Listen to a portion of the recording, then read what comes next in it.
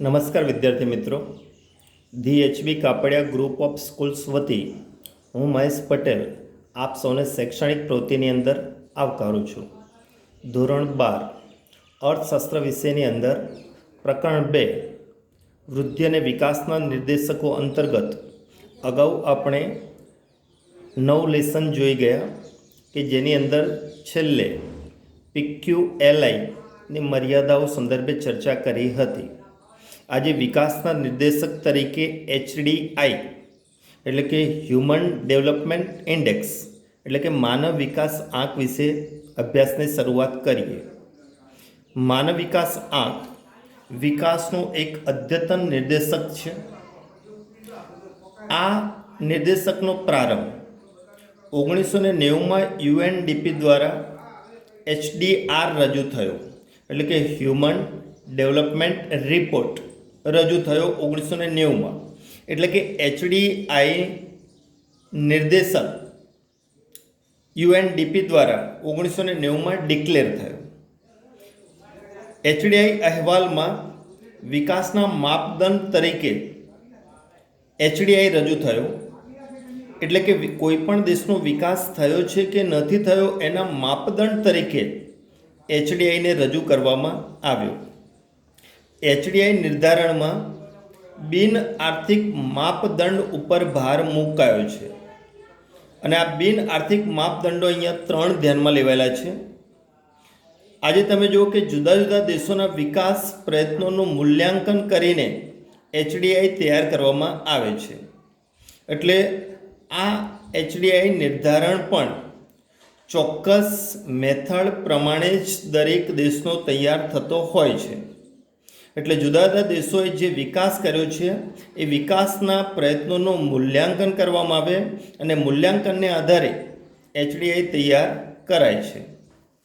1990માં HDI માપનના નિર્દેશકમાં જે 3 બાબતો હતી એ જ 3 બાબતોમાં 2010માં સુધારો થયો અને 2010 પછી HDIની એક નવી વિભાવના અસ્તિત્વમાં આવી. એટલે કે 2010 પહેલાં HDIની જે વિભાવના હતી એ વિભાવનાની અંદર ફેરફાર કરતાં 2010માં નવી HDIની વિભાવના અસ્તિત્વમાં આવી. એટલે નિર્દેશકોની અંદર એટલે કે HDIના આંતરિક નિર્દેશકોની અંદર થોડો ફેરફાર થયો છે. હવે તમે જુઓ કે માનવ વિકાસ આંકના ઘટકો કે માનવ વિકાસ આંક કઈ 3 બાબતોને આધારે નિર્ધારિત થાય છે. તો આ માનવ વિકાસ આંક નિર્ધારિત કરતા જે 3 બાબતો છે, 3 ઘટકો છે, એ 3 ઘટકો વિશે આપણે પહેલાં સમજૂતી મેળવી લઈએ. તો HDI નિર્ધારણમાં મુખ્ય 3 ઘટકો ધ્યાનમાં લેવાય છે. આ 3 ઘટકોની અંદર પહેલું ઘટક છે સરેરાશ આયુષ્ય, જેને અહીંયા આપણે અપેક્ષિત આયુષ્ય આંક એટલે કે LEI તરીકે પણ ઓળખી શકીએ. અપેક્ષિત આયુષ્ય આંક એટલે કે આરોગ્ય અને દીર્ઘાયુના માપન માટે બાળકના જન્મ સમયે તે કેટલા વર્ષનું આયુષ્ય ભોગવી શકે તેવી અપેક્ષાને અપેક્ષિત આયુષ્ય તરીકે ઓળખવામાં આવે છે. તો જન્મ સમયે વસ્તીનું અપેક્ષિત આયુષ્ય કેટલું છે તેને આધારે આંક અપાય છે. જો 50 વર્ષથી સરેરાશ આયુષ્ય ઓછું અપાય તો તંદુરસ્તી પ્રમાણમાં ઓછી અથવા તંદુરસ્તી માનવ જીવન વંચિત ગણાય. જેમ આયુષ્યનો આંક ઊંચો તેમ તે દેશની આરોગ્ય ક્ષેત્રની સ્થિતિ સારી માનવામાં આવે છે અને આરોગ્ય ક્ષેત્રની સ્થિતિ સારી છે તો વિકાસ પણ એ દેશનો સારો છે એમ ગણી શકાય. પણ સરેરાશ આયુષ્ય કે અપેક્ષિત આયુષ્ય આંક કોને કહી શકાય? તો ફરી એકવાર બોલું કે આરોગ્ય અને દીર્ઘાયુના માપન માટે બાળકના જન્મ સમયે તે કેટલા વર્ષનું આયુષ્ય ભોગવી શકે તેવી અપેક્ષાને સરેરાશ આયુષ્ય તરીકે ઓળખવામાં આવે. જો દેશનું સરેરાશ આયુષ્ય 50 વર્ષથી નીચું છે તો તે દેશને તંદુરસ્તી ઓછી ગણી શકાય અથવા તંદુરસ્તીથી વંચિત ગણી શકાય. જેમ આયુષ્ય આંક ઊંચો તેમ તે દેશની સારી સ્થિતિ માનવામાં આવે છે. એચડીઆઈના બીજો નિર્દેશક છે જ્ઞાન એટલે કે શિક્ષણ, કે જેને આપણે શિક્ષણ આંક તરીકે પણ ઓળખી શકીએ. તો જ્ઞાનનું પ્રમાણ જાણવા માટે પુખ્ત વ્યક્તિઓમાં શિક્ષણની ટકાવારી કેટલી છે તે જાણવામાં આવે છે. આમાં 15 વર્ષથી વધુ ઉંમરની વ્યક્તિઓમાં અક્ષર જ્ઞાનને ધ્યાનમાં લેવામાં આવે છે, જેમાં 2 બાબતો સમાવિષ્ટ છે. એક તો સ્કૂલિંગ સરેરાશ વર્ષ અને સ્કૂલિંગના અપેક્ષિત વર્ષ, એટલે કે બીજા શબ્દોમાં આપણે કહીએ તો શાળાકીય સરેરાશ વર્ષ અને અપેક્ષિત શાળાકીય વર્ષો. આ 2 બાબતો ધ્યાનમાં લેવાય છે. એમાં સ્કૂલિંગ સરેરાશ વર્ષને કોને કહી શકીએ?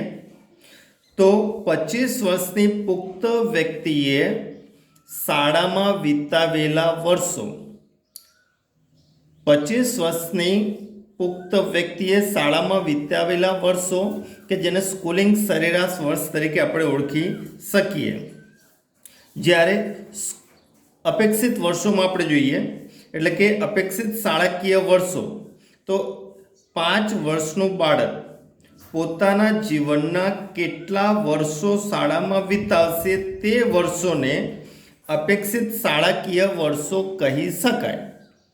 તો શાળા કક્ષા માટે કેટલા વર્ષ અપેક્ષિત છે, તેમાંથી બાળક શાળામાં સરેરાશ કેટલા વર્ષ ગાળે છે તે આંક મેળવવામાં આવે છે.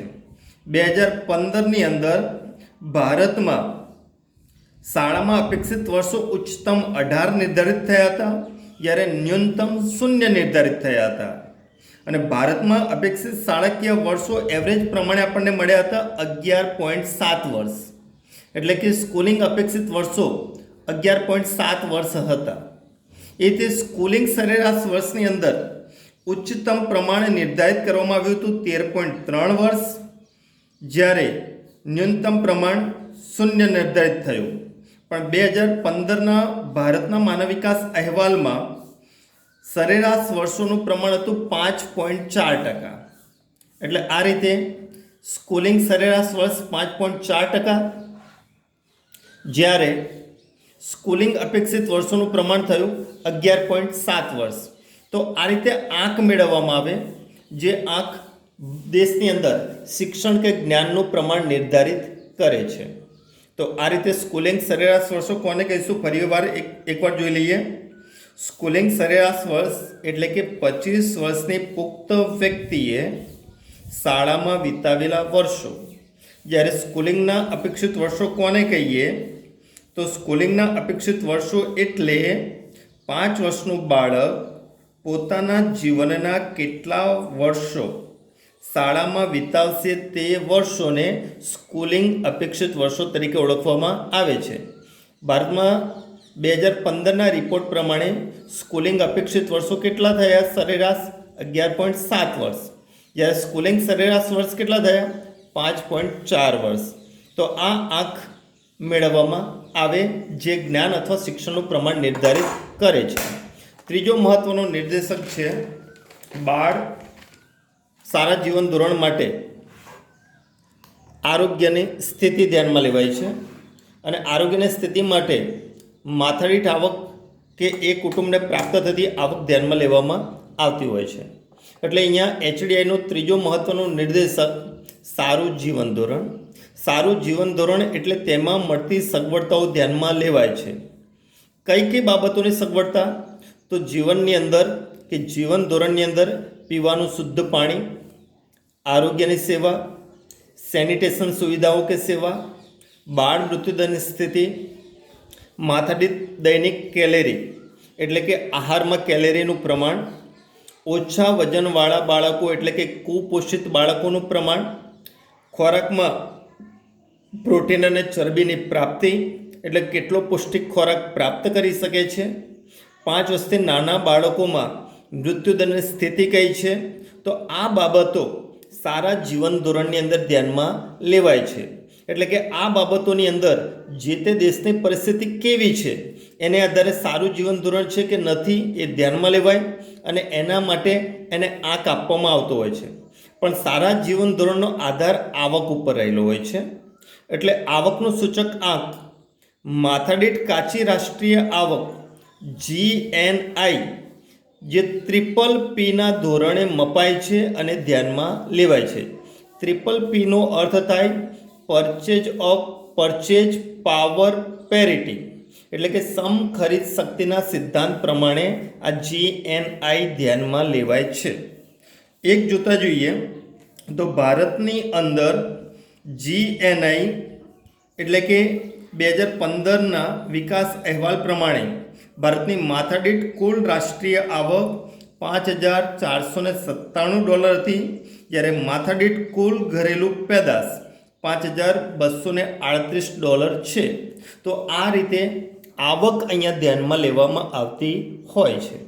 હવે આપણે એક ઉદાહરણ જોઈએ જે તમારા પુસ્તકમાં આપવામાં આવેલું નથી, પણ આપણે સમજ ખાતર કોઈ પણ દેશનો HDI કઈ રીતે નિર્ધારિત થાય એનું ઉદાહરણ જોઈ લઈએ. તો ઉદાહરણ તરીકે અપેક્ષિત આયુષ્ય આંક. તો અપેક્ષિત આયુષ્ય આંકની અંદર બે બાબતો ધ્યાનમાં લેવાય કે મહત્તમ અપેક્ષિત આયુષ્ય આંક કેટલો નિર્ધારિત થયો છે અને ન્યૂનતમ કેટલો. તો ભારતમાં મહત્તમ અપેક્ષિત આયુષ્ય આંક 83.6 વર્ષ નિર્ધારિત થયો, જ્યારે ન્યૂનતમ 20 વર્ષ. તો આ આયુષ્ય આંક જે નિર્ધારિત થયો એ પ્રમાણે ભારતની સ્થિતિ જોઈએ તો 2014માં અહેવાલ તૈયાર થયો, જે 2015માં પ્રકાશિત થયો. તો 2015માં ભારતીય લોકોનું સરેરાશ આયુષ્ય 68 વર્ષ હતું. તો અહીંયા એક આંક આપણને મળ્યો 68 વર્ષ. હવે એ જ રીતે શિક્ષણ આંક. તો શિક્ષણ આંકની અંદર બે બાબતો ધ્યાનમાં લેવાની છે: શાળાકીય સરેરાશ વર્ષો અને અપેક્ષિત શાળાકીય વર્ષો. શાળાકીય સરેરાશ વર્ષોમાં ધારાધોરણ નક્કી થયા. ઉચ્ચતમ શાળાકીય સરેરાશ વર્ષ કેટલા? તો 13.3 વર્ષ. ન્યૂનતમ કેટલા? તો 0 વર્ષ. ભારતમાં 2015માં સ્થિતિ કેટલી હતી? તો ભારતમાં શાળાકીય સરેરાશ વર્ષ અને અપેક્ષિત શાળાકીય સરેરાશ વર્ષની સ્થિતિ 5.4 વર્ષ હતી. એ રીતે અપેક્ષિત શાળાકીય વર્ષો કે જેમાં આપણે જોઈ ગયા કે 5 વર્ષનું બાળક પોતાના જીવનના કેટલા વર્ષ શાળામાં વિતાવશે, એ પ્રમાણે ઉચ્ચતમ 18 વર્ષ નિર્ધારિત થયા, ન્યૂનતમ 0. તો આ બે બાબતોને ધ્યાનમાં લેતા ભારતમાં અપેક્ષિત શાળાકીય વર્ષો 2015માં હતા 11.7 વર્ષ. અને આ બે બાબતોને આધારે ભારત દેશનો શિક્ષણ આંક નક્કી થાય. તો આપણને અપેક્ષિત આયુષ્ય 68 વર્ષ નક્કી થયું, એ પ્રમાણે અહીંયા શિક્ષણનો આંક પ્રાપ્ત થાય. અને એ પછી આવક આંક એટલે કે જીવન ધોરણ.